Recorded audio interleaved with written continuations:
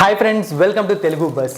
మీకోసం ఆర్డర్ చేసిన జెర్సీస్ వచ్చేసాయి. మీరు ఎటువంటి అమౌంట్ పే చేయాల్సిన పని లేదు. ఈ జెర్సీస్ మీకోసమే తెప్పించాను. అయితే ఈ జెర్సీ గివ్ అవేలో మీరు పార్టిసిపేట్ చేయాలి అంటే తెలుగు బస్ టెలిగ్రామ్ ఛానల్లో జాయిన్ అవ్వాలి. డిస్క్రిప్షన్ బాక్స్లో లింక్ ఉంది. దాంతో పాటుగా మన యూట్యూబ్ ఛానల్ని కూడా సబ్స్క్రైబ్ చేసుకోవాలి. సో దీనికోసం ఏం పెద్ద కష్టపడాల్సిన పని లేదనమాట.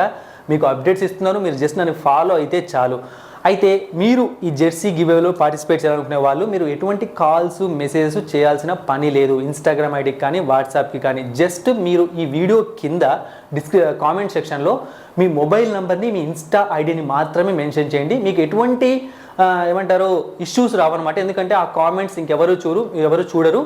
మీకు ఎటువంటి ప్రైవసీ ఇష్యూస్ ఉండవు. నేను మాత్రమే చూస్తాను, ఆ రివ్యూస్లో ఉంటాయి. కాబట్టి విన్నర్స్ని నేను సెలెక్ట్ చేసుకొని వాళ్లకు ఈ జెర్సీస్ నేనే పంపిస్తాను. మీరు ఎటువంటి అమౌంట్ పే చేయాల్సిన పని లేదు. గుర్తుపెట్టుకోండి, మీరు ఏ కాల్స్ ఏ మెసేజ్ చేయకండి. జస్ట్ మీరు చేయాల్సిందల్లా ఒకటే, మన ఛానల్ని ఫాలో అవ్వడం, అలాగే మన టెలిగ్రామ్ ఛానల్లో జాయిన్ అవ్వడం.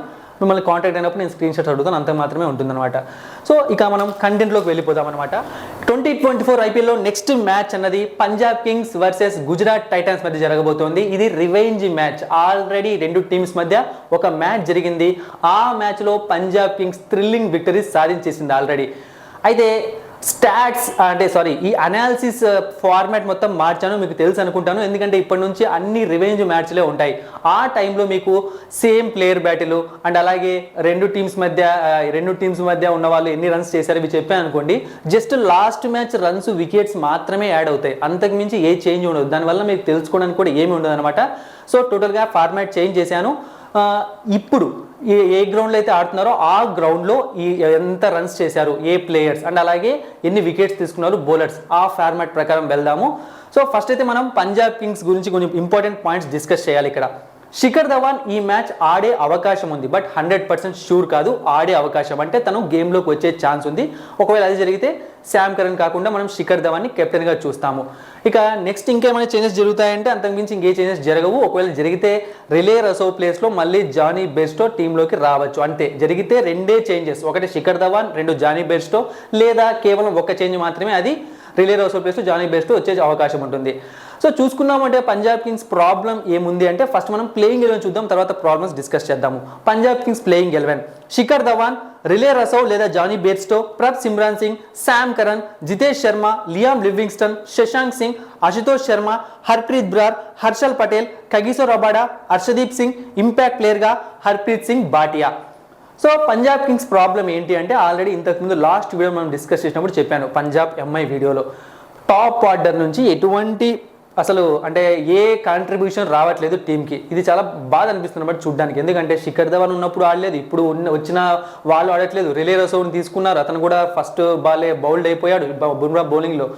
So only Shashank Singh and Ashutosh Sharma పైన పూర్తిగా ప్రెజర్ పడుతుంది. ఆ ఇద్దరు పొరపాటుగా ఏదో ఒక మ్యాచ్ ఆడలేదు అనుకోండి, ఖచ్చితంగా వీళ్ళు ఆర్సీబీ రికార్డ్ని బ్రేక్ చేసినా కూడా ఆశ్చర్యపోవచ్చు. లేదంటే 49 రికార్డ్, అంటే ఆ రేంజ్ పర్ఫార్మెన్స్ మనకి ఇక్కడ క్లియర్గా కనిపిస్తోంది. ఇక బౌలింగ్ విషయానికి వచ్చామంటే నో ప్రాబ్లం. లాస్ట్ టైం కూడా చెప్పాను, వీళ్ళ బౌలర్స్ నుంచి ఎటువంటి కంప్లైంట్స్ లేవు. వాళ్ళు చాలా ఇంప్రూవ్ అవుతున్నారు మ్యాచ్కి, ముఖ్యంగా హర్షల్ పటేల్ కూడా. సో మరి ఈ మ్యాచ్లోనైనా సరే శిఖర్ ధవన్ కానీ లేకుంటే జానీ బెర్స్టో వస్తే జానీ బెర్స్టో, రిలే రసౌ లేకుంటే శామ్ కరణ్, వీళ్ళు ఎవరైనా ఆడతారా? లాస్ట్ మ్యాచ్ అయితే మరీ కామెడీ అనమాట. శామ్ కరణ్ ఎందుకు ఓపెనింగ్ వచ్చాడో తెలియదు, ఎందుకు అవుటే వెళ్ళాడో తెలియదు. అవసరం లేదు శామ్ కరణ్ ఓపెనింగ్ చేయాల్సిన అవసరం లేదు, ఉన్న వాళ్ళే ఆడాలి. ఇక యంగ్ ప్లేయర్స్ రూపంలో ప్రబ్ సిమ్రాన్ సింగ్, జితేష్ శర్మ ఇద్దరు కూడా పంజాబ్ కింగ్స్ ఇద్దరు పైన చాలా నమ్మకం ఉంచింది. ప్రతి మ్యాచ్ ఛాన్స్ ఇస్తుంది. కానీ వీళ్ళు ఏదో గల్లీ క్రికెట్ లాగా వచ్చి పోవడం ఇది మాత్రం బాగాలేదన్నమాట చూడడానికి. సో వీళ్ళ దగ్గర నుంచి కూడా ఒక కాంట్రిబ్యూషన్ కావాలి. గేమ్ గెలవాలి అంటే అందరూ ఆడాలి. ఒకరిద్దరు ఫెయిల్ అయితే పర్లేదు, కానీ ఉన్న 8 మంది 9 మంది ఫెయిల్ అవడం తప్పనిపిస్తోంది. ఇక ఈ మ్యాచ్ జరుగుతోంది ఎక్కడ అంటే మహారాజా యదావింద్ర స్టేడియంలో అనమాట, మీకు తెలుసు కదా. సో ఈ స్టేడియం ఈ ప్రెసెంట్ పంజాబ్ కింగ్స్కి హోమ్ గ్రౌండ్ లాంటిది. ఇక్కడ కేవలం పంజాబ్ కింగ్స్ ఇప్పటివరకు 4 మ్యాచ్లు ఆడిందనమాట. ఆ 4 మ్యాచ్ల్లో కూడా వీళ్ళు గెలిచింది కేవలం ఒక్క మ్యాచ్ మాత్రమే. మరి ప్లేయర్స్ ఎలా పర్ఫామ్ చేశారు ఈ గ్రౌండ్లో ఒకసారి చూసాము అంటే శిఖర్ ధవన్ 2 ఇన్నింగ్స్ ఆడితే 36 runs 112 strike rate, Jonny Bairstow 3 innings ఆడితే 24 runs 96 strike rate, Prabhsimran Singh 4 innings ఆడితే 40 runs 105 strike rate, Sam Curran 4 innings ఆడితే 86 రన్స్ చేశాడు 120 స్ట్రైక్ రేట్, వికెట్స్ కూడా పెద్దగా తీసుకోలేదు. జితేష్ శర్మ 4 ఇన్నింగ్స్ ఆడితే 66 runs 124 strike rate, Liam Livingstone 3 innings ఆడితే 60 runs 162 strike rate, Shashank Singh 4 innings ఆడితే 96 runs 160 strike rate. Ashutosh Sharma 3 innings ఆడితే 125 runs 211 strike rate. Harpreet Brar 4 innings ఆడితే 26 రన్స్ 1 వికెట్ తీసుకున్నాడు. హర్షల్ పటేల్ 4 ఇన్నింగ్స్ ఆడితే 8 వికెట్స్ తీసుకున్నాడు. రబాడా 4 ఇన్నింగ్స్ ఆడితే 5 వికెట్స్ తీసుకున్నాడు. హర్షదీప్ సింగ్ 4 ఇన్నింగ్స్ ఆడితే 7 వికెట్స్ తీసుకున్నాడు. సో ఈ విధంగా ఉన్నాయి ఈ ప్లేయర్స్ యొక్క స్టాట్స్ ఈ గ్రౌండ్లో. ఈ మ్యాచ్ వీళ్ళు గెలవాలి అంటే ఆడాల్సిన ప్లేయర్స్ చెప్తాను చూడండి. ఖచ్చితంగా శశాంక్ సింగ్, అశుతోష్ శర్మ మళ్ళీ ఆడాల్సిందే.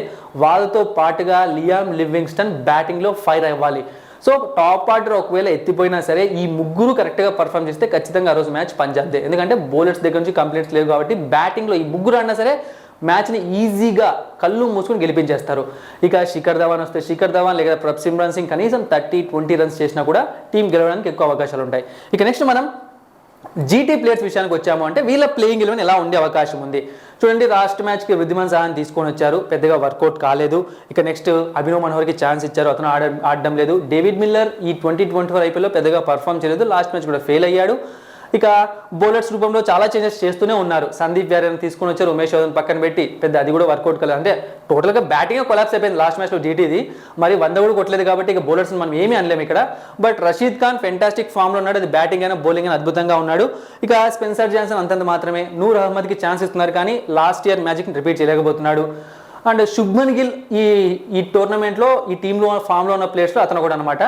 సో ఎప్పటి నుంచి చెప్తున్నాం Gujarat Titans team last 2 years perform చేసినట్టు ఈ ఇయర్ పర్ఫామ్ చేసే అవకాశం లేదు అని చెప్పి నేను ఆల్రెడీ ఒక వీడియో చేసి చెప్పాను అనమాట స్టార్టింగ్లోనే. సో అదే జరుగుతుంది. అండ్ ప్లేయింగ్ లోనే ఎలా ఉండే ఛాన్స్ ఉంది ఒకసారి చూసాము అంటే Shubman Gill, Wriddhiman Saha, Sai Sudharsan, Abhinav Manohar, David Miller, Rahul Tewatia, Rashid Khan, Mohit Sharma, Noor Ahmad, Spencer Johnson, Sandeep Warrier లేదా ఉమేష్ యాదవ్, ఇంపాక్ట్ ప్లేయర్గా విజయ్ శంకర్. సో ఇంపాక్ట్ ప్లేయర్గా నాకు తెలిసి ఇక షారుఖ్ ఖాన్ని గుజరాత్ టైటన్స్ నమ్మకపోవచ్చు. పంజాబ్ కింగ్స్ నమ్మి మోసపోయి అతను వదిలేస్తే మళ్ళీ వీరు చాలా కోట్లు పెట్టి తెచ్చుకున్నారు.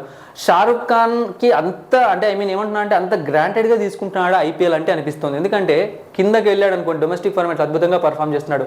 ఐపీఎల్కి వచ్చేసరికి అనొచ్చు మీరు అరే టైం బాగాలేకపోవచ్చు అందుకే సరిగ్గా పర్ఫామ్ చేయకపోవచ్చు అని. బట్ టైం బాగుండాలి ఒక ప్లేయర్ది అంటే అతను పర్ఫామ్ చేస్తేనే అతని టైం బాగుంటుంది. సో ఆ భయం లేకుండా అంటే నేను ఏమంటున్నానంటే 1-2 మ్యాచ్లు ఫెయిల్ అయితే పర్లేదు. పంజాబ్ కింగ్స్లో ఫెయిల్ అయ్యాడు, ఎన్ని సంవత్సరాలు పెట్టుకున్నారు వాళ్ళు, ఫెయిల్ అయ్యాడు. ఇప్పుడు గుజరాత్ టైటన్స్లో ఛాన్స్ వచ్చినా కనీసం ప్రూవ్ చేసుకోలేకపోతున్నాడు. ఇలా అయితే ఇంక ఇంటర్నేషనల్ ఫార్మాట్లో ఎలా ముందుకు వెళ్తాడు షారుఖ్ ఖాన్? ఇది అనమాట ప్రాబ్లం. సో మరి ఇక చూసామంటే బ్యాటింగ్ డిపార్ట్మెంట్ వృద్ధిమాన్ సాహా దగ్గర నుంచి నాక్స్ రావాలి. 2024 ఐపీఎల్లో రాలేదు, అతని ఫిట్నెస్ కారణంగా పక్కకు పెట్టారు, మళ్ళీ తీసుకొని వచ్చారు. నాకు తెలిసి గిల్ అండ్ సాయి సుదర్శనే ఓపెనింగ్ చేయడం బెటర్ అనిపిస్తుంది. వృద్ధిమాన్ సాహా ఒకవేళ అదే జరిగితే కన్నా వృద్ధిమాన్ సాహా టీంకి అవసరం లేదు. మరి ఆ విధంగా ప్లాన్ చేసినా కూడా ఆశ్చర్యపోనవసరం లేదు. ఎందుకంటే లాస్ట్ మ్యాచ్ చూసాము అంటే మనం ప్లేయర్ బ్యాటిల్ పరంగా వృద్ధిమాన్ సాహా వర్సెస్ ఆడిన టీంకి అసలు రికార్డ్స్ లేవన్నమాట వృద్ధిమాన్ సాహాకి. కానీ అతను తీసుకొని వచ్చి అతని మీద ప్రెజర్ పెట్టి వికెట్ ఇచ్చారేమో అనిపించింది నాకు. ఇక మిడిల్ ఆర్డర్లో డేవిడ్ మిల్లర్ ఆడాల్సిన అవసరం ఉంది ఈ టీం గెలవాలి అంటే. ఇక మరి మహారాజా స్టేడియంలో అంటే Punjab Kings one of the home గ్రౌండ్లో ఈ టీం ఎప్పుడు ఆడలేదు కాబట్టి ఈ టీం ఎప్పుడు ఆడలేదు కాదు, ఇంతకుముందు కూడా ఐపీఎల్ ఎప్పుడు జరగలేదు కాబట్టి ఇక్కడ వీళ్ళ స్టాట్స్ ఏమీ లేవు మనం చెప్పడానికి. ఒక మ్యాచ్ ఆడలేదు, ఒక వికెట్ కూడా తీసుకోలేదు ఈ టీంలో ఉన్న ప్లేయర్స్ ఎవరు, అందుకే దానికి నేను తీసేస్తున్నాను. అయితే రెండు టీమ్స్ మధ్య హెడ్ టు హెడ్ ఫైట్ ఒకసారి చూసాము అంటే టోటల్గా 4 మ్యాచ్లు జరిగితే పంజాబ్ కింగ్స్ 2 మ్యాచ్లు, గుజరాత్ టైటన్స్ 2 మ్యాచ్లు. అండ్ 2024 ఐపీఎల్లో గుజరాత్ టైటాన్స్ ఫస్ట్ బ్యాటింగ్ చేసి 199 రన్స్ చేస్తే పంజాబ్ కింగ్స్ ఆ స్కోర్ని చేస్ చేసింది. ఆ రోజు గుజరాత్ టైటన్స్ టీంలో గిల్ 89 రన్స్ చేశాడు, ఇక సాయి సుదర్శన్ 33 రన్స్ చేశాడు. ఇక పంజాబ్ కింగ్స్ విషయానికి వచ్చాము అంటే ఆ రోజు Shashank Singh 61 runs, Prabhsimran Singh 35 runs, Ashutosh Sharma 31 runs.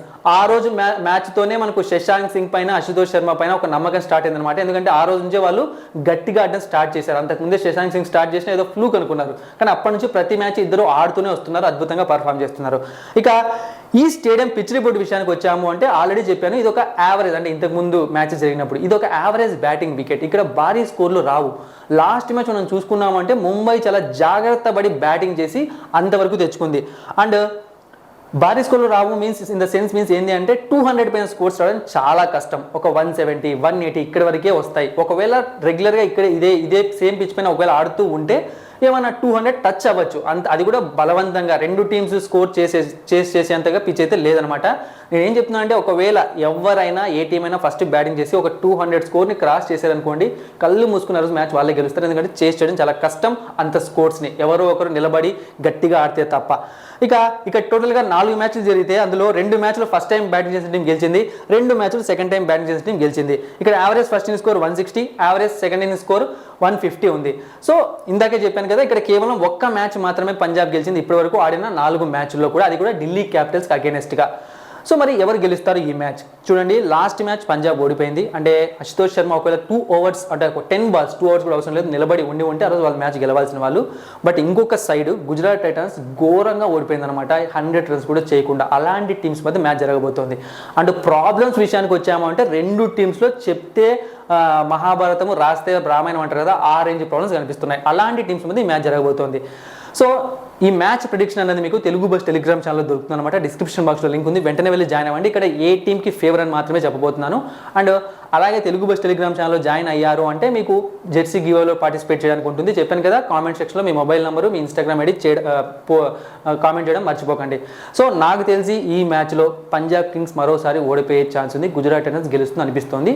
దానికి కొన్ని కారణాలు ఉన్నాయి. అంటే ప్లేయింగ్ 11 చూసాక నాకు ఐడియా వస్తుంది. ఒకవేళ పంజాబ్ కింగ్స్ గెలిచే అవకాశం ఉంటే అప్పుడు నేను టెలిగ్రామ్ ఛానల్లో చెప్తాను. బట్ ప్రెసెంట్ అయితే గుజరాత్ టైటన్స్ గెలవడానికి ఎక్కువ అవకాశం ఉన్నాయి ఆ పిచ్ ప్రకారం చూసుకున్నప్పుడు. చూద్దాం మరి రివెంజ్ మ్యాచ్లో గుజరాత్ టైటన్స్ రివెంజ్ తీర్చుకుంటుందా లేదో తెలియాలంటే వెయిట్ చేయాల్సిందే. Thank you for watching and supporting మీ. మరిన్ని ఇంట్రెస్టింగ్ వీడియోస్ కోసం సబ్స్క్రైబ్ చేయడం మర్చిపోకండి.